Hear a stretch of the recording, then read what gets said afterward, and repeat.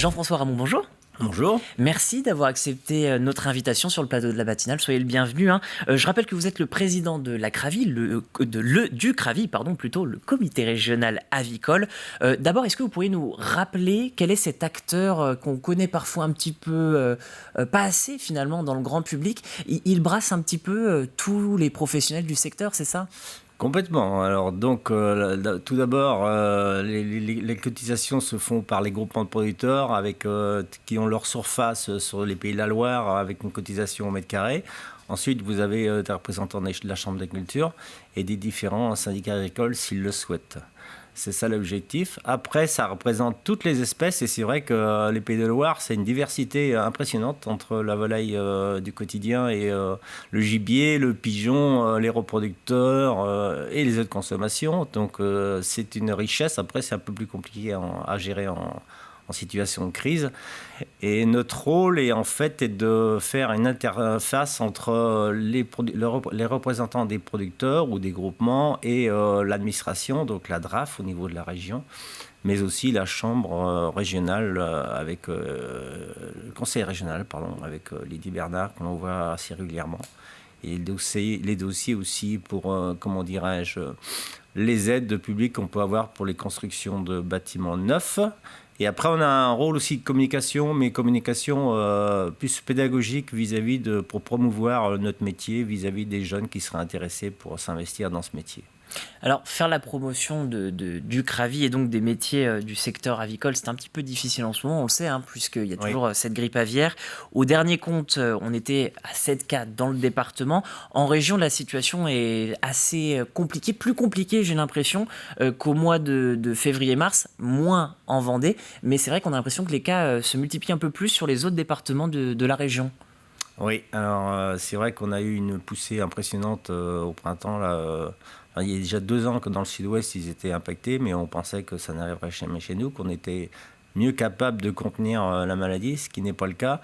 Et aujourd'hui, c'est beaucoup plus diffus. Alors, c'est tout le Grand Ouest qui est touché, parce que ce qui se passe, non seulement on avait les oiseaux sauvages migrateurs, avec les flux migratoires qui faisaient qu'on était impacté, et là, ce sont les oiseaux sauvages sédentaires qui sont infectés, donc dans toutes les zones humides, les zones côtières.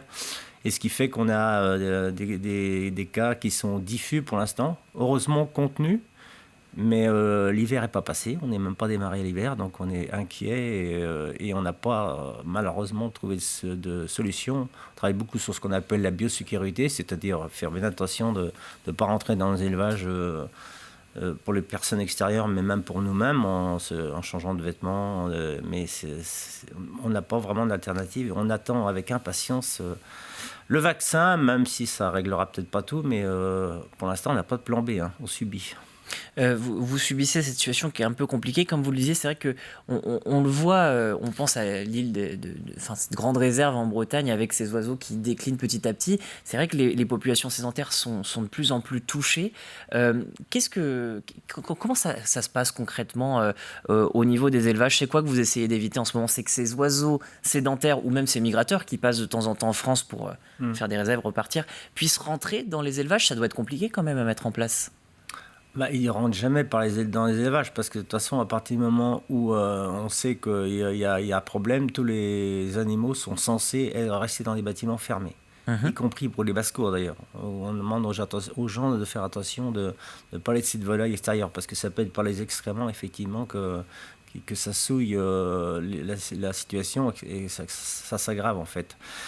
Mais c'est plus compliqué que ça en fait, parce que ce qui s'est passé au printemps, c'est qu'on arrivait à un stade où ça passait dans l'air carrément, c'est diffusé par l'air. Alors là, on n'a pas de solution, Même les gens qui font la reproduction, ils filtrent l'air, mais il faudra des filtrations à des quantités si minimes qu'on n'arrive pas à s'en débarrasser. Aujourd'hui, c'est du cas par cas, on ne sait même pas toujours comment ça rentre. C'est peut-être plus autour des zones humides quand même que les gens sont impactés, mais c'est même pas une réalité. Je vous dis franchement qu'on est un peu dans la passe, parce qu'on met beaucoup de choses en place. On fait ce qu'on appelle les écouvillons, un peu comme le même principe que le Covid, toutes les semaines, pour bien gérer, mais la maladie, elle ne connaît pas les week-ends. Alors, donc, il faudrait que les labos, les vétérinaires travaillent 7 jours sur 7. Et est-ce que ça suffirait? C'est même pas sûr. Mais pour l'instant, on a de la chance parce que c'est contenu, mais c'est loin d'être gagné. Et pour cette nouvelle vague, quels sont les départements les plus touchés pour le moment là? Enfin, ce début de nouvelle vague, peut-être qu'il n'y en aura pas. Pour une fois, c'est pas la Vendée. Le Maine-et-Loire ne doit pas être mal. Hein, c'est mon département. Mais sans doute, on a eu le plus de cas. Là, il n'y en a plus depuis une semaine. On était rendu à 7 cas, je crois, y compris des basses-cours d'ailleurs. Pour l'instant, on n'entend pas parler, mais il y a eu beaucoup de vent et donc j'ai peur. Enfin, c'est peu probable qu'on s'en sorte comme ça et ça va sûrement être très compliqué. Alors, l'État a décidé de tous nous mettre en zone de contrôle temporaire avec des conditions de biosécurité plus strictes et peut-être moins produire dans les régions plus denses, dans tous les pays de la Loire et Bretagne. Ça reste à affiner, parce qu'à la limite, ça coûterait peut-être moins cher d'indemniser les éleveurs et de ne pas mettre en production. Mais après, ça veut dire qu'il n'y aura pas de volaille à consommer. Mais on est un peu dans ce scénario-là, quoi. Si vraiment, s'il n'y avait plus de maîtrise en fait, de la maladie, quoi. Et c'est ce que vous attendez de l'État, justement, qu'il y ait cette espèce de vide sanitaire, quitte à ce qu'on perde la volaille locale pendant quelques temps, ou est-ce que vous attendez d'autres choses? C'est vrai que, comme vous le dites, c'est un peu une impasse, c'est compliqué. Mais c'est à double tranchant. Hein. Si on écoute la filière, les gens de la profession, ils veulent travailler. Il y a des salariés, donc ils ne veulent pas s'arrêter. Ça, c'est assez cohérent. Hein. Mais après, il y avait déjà un plan d'action, 8 plans d'action, je crois, de l'État qui avait été un peu défini, qui allait dans ce sens-là, de baisser le nombre d'élevages. Enfin, la production dans les régions, il y avait beaucoup d'élevages. C'était une alternative. Ils sont en fait en train de le mettre en place. Et de toute façon, on ne va pas avoir le choix parce que si on a, là pour l'instant, tout est contenu, tout va bien. Mais si ça explose, parce que ça risque d'exploser dans un secteur et que ça se diffuse après très rapidement, ben, vous n'avez pas d'autre choix. De toute façon, d'abord, ça coûte trop cher à l'État. C'est des sommes faramineuses, c'est ingérable. Il y a le problème d'équarrissage. Et puis pour les éleveurs aussi, il y a quand même des éleveurs, c'est la deuxième fois. Donc au niveau psychologique...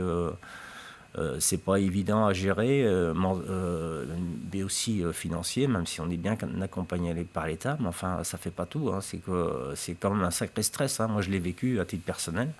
Quand vous avez tous vos animaux qui crèvent assez rapidement, c'est impressionnant. C'est assez fulgurant comme maladie, en fait.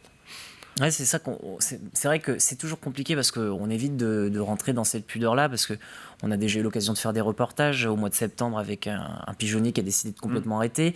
On a vu monsieur Thierry Louineau il y a quelques semaines, qui est aussi membre du CRAVI, sur cette question-là.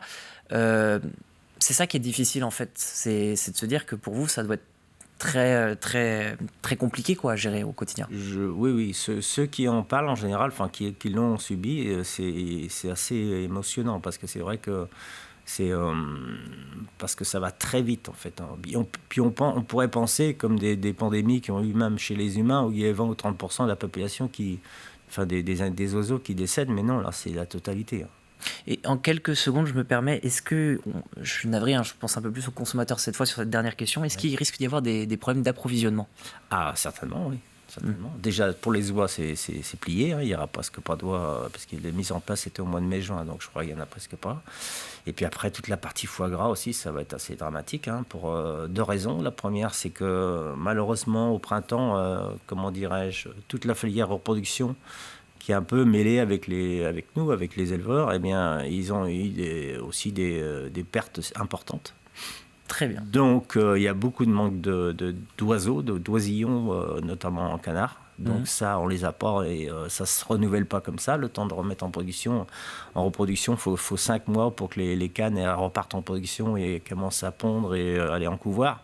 Donc on va clairement manquer de foie gras. Et puis pour le reste, il risque d'en manquer aussi. Et le problème que l'on a dans cette filière aussi, c'est que malheureusement, il y a d'autres pays qui produisent moins cher et qui sont capables de nous ramener de la production. Et ça, c'est la grosse inquiétude parce que quand dans le monde, vous n'arrivez pas à trouver de la volaille, bon, bah, à la limite, on peut se dire, les gens vont attendre. Mais là, c'est tellement facile d'importer que ça peut nous être préjudiciable à l'avenir pour notre filière. C'est la grosse crainte, effectivement. Très bien, bien. Merci, Monsieur Ramon, d'avoir répondu aux questions. Je rappelle que vous êtes le président du CRAVI et je vous souhaite beaucoup de courage donc dans cette période.